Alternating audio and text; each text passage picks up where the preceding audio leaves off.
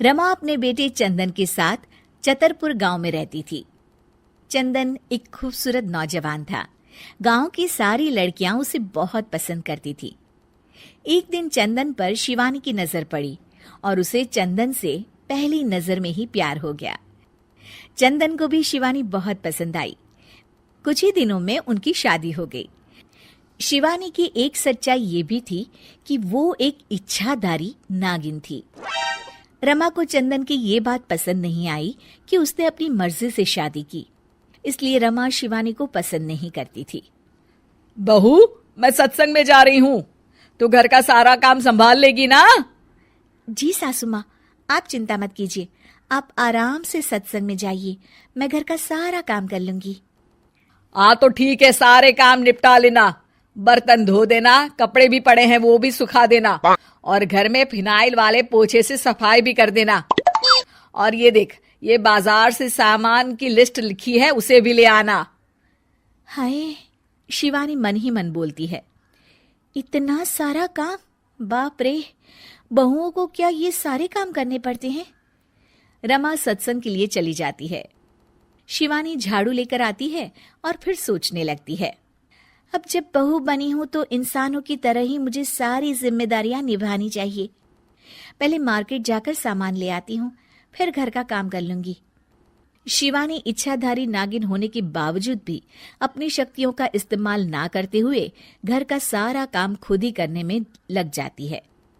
थोड़ी देर बाद उसे बहुत थकान महसूस होती है। उफ़ो, एक बहू को इतना सारा काम करना पड़ता है, इसका पता होता तो कभी शादी ही नहीं करती। बाप रे। घर के काम करते करते उसकी कब आंख लग जाती है उसे पता ही नहीं चलता। शाम को जब उसकी सास के आने का वक्त हो जाता है, दरवाजे की घंटी बजती है और शिवानी की नींद टूट जाती है।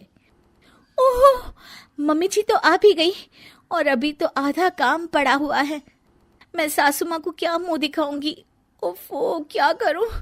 एक काम करती हूँ, अपनी शक्तियों का इस्तेमाल कर ही लेती हूँ। शिवानी घर का सारा काम अपनी जादुई शक्तियों से खत्म कर लेती है और फिर दरवाजा खोलती है। अरे बहू, तुझे इतना वक्त क्यों लगा दरवाजा खोलने में? माफ कीजिएगा सासू माँ, मैं सो गई थी। ओह, तो तू सो रही थी, फिर जो काम मैंने तुझे दिए थे वो तो हुए नहीं होंगे। सब कहने की बातें होती है। रमा घर में आती है और देखती है कि सारे काम हो चुके हैं। वो एकदम चौंक जाती है। अरे, इसने तो सारे काम कर दिए, वो भी इतने अच्छे से।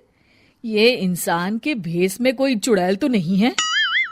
अब क्या हुआ सासू माँ, आप क्या सोचने लग गई? अब कुछ नहीं। चलिए खाना खा लेते हैं। अगले दिन शिवानी रसोई में काम कर रही होती है, तभी वहां उसकी सास आ जाती है। बहू, आज ना मेरी कुछ सहेलियां आने वाली है, तुम कुछ अच्छा सा बना देना उनके लिए खाने में। अब जी मम्मी जी। रमा के जाने के बाद शिवानी अपनी जादुई शक्ति से सारा काम कर देती है। शाम को रमा की सारी सहेलियां आती हैं। अरे रमा, अपनी बहू से तो मिलवा। रमा शिवानी को बुलाती है। शिवानी बहुत ही सुंदर थी। रमा की सारी सहेलियां उसे देखकर चौंक जाती हैं। अरे रमा, तेरी बहू तो बहुत ही सुंदर है, अपने बेटे के लिए चुनकर बहू ढूंढी है तूने। ये लीजिए, आप ये कचौड़ी खाइए। रमा की सभी सहेलियां खाना खाती हैं और उन्हें खाना बहुत पसंद आता है। अरे वाह भाई वाह, रमा मान गए तुम्हारी बहू को, कितना अच्छा खाना बना लेती है। उस दिन पूनम की रात होती है और शिवानी घर के कामों में इतनी उलझी रहती है कि उसे याद ही नहीं रहता कि हर पूनम की रात को वो अपने असली रूप में आ जाएगी। वो रसोई में काम कर रही होती है, तभी उसका असली रूप सामने आने लगता है। शिवानी ये देखकर घबरा जाती है। हे भगवान, मैं तो भूल ही गई थी कि आज पूनम की रात है। बाहर तो सासू माँ और उनकी सहेलियां आई हुई हैं। अब मैं क्या करूं? क्या शिवानी का राज सबके सामने खुल जाएगा? जानने के लिए देखिए इच्छाधारी बहू पार्ट 2।